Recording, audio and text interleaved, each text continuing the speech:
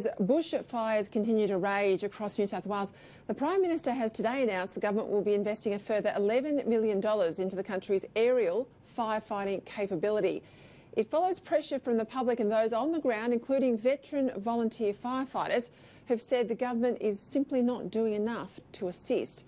And in a response I predicted yesterday, Morrison, the Prime Minister, he rejected the 2020 Climate Change Performance Index that ranked Australia as the worst performing country on climate change policy. Now, the PM says he doesn't believe that the index, which was released yesterday and ranked Australia 61st out of 61 countries on climate policy, was credible. And I back him in on that. Joining me now, Sky News political reporter Trudy McIntosh from our Canberra studio.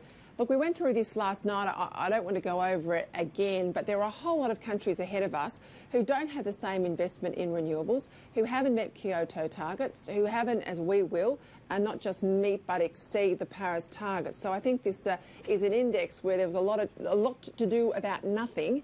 It ran on most of the news last night, Trudy. It was amazing how many picked it up and not many people looked at the detail. But today out comes the PM. He's talking about bushfires and he's linking them to climate change. There was a bit of reaction, wasn't there?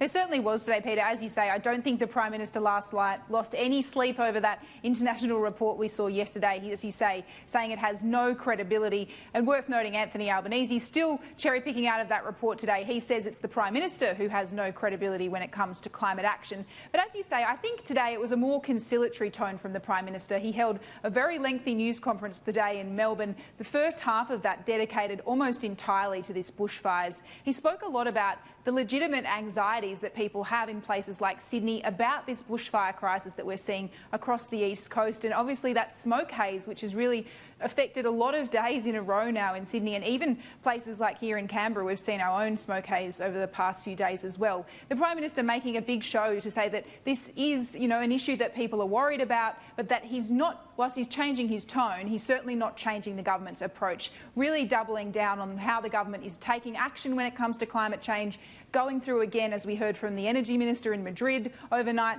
2 days ago, that Australia is on track to meet its Paris commitments. He's certainly not changing his approach there, despite pressure from some within his own party, it must be said, Peter.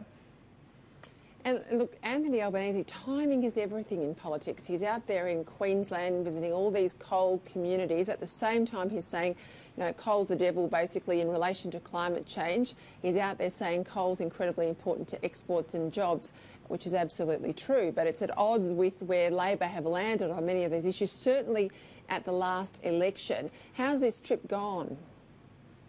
Well, it's been largely overshadowed, I would say, mostly this week. He ended today in Bundaberg, speaking outside a factory there. He said he's been meeting workers over the past few days, but that coal mine visit that was flagged earlier in the week, it didn't actually come to pass so far. He certainly had a lot of focus on coal, a lot of questions directed to him about, what are you going to do with your emissions target going forward? He's still not answering that question despite that Labor Party review that we saw. He doesn't want to come out, obviously, with a settled position at the moment, but it's been overshadowed largely by the New Zealand volcano tragedy, understandably. So, interesting to see. He's got one more day tomorrow, but I think, as with the British election on tomorrow, probably likely to be overshadowed again. Yeah, I think you're absolutely right. Thanks very much for your update, Trudy.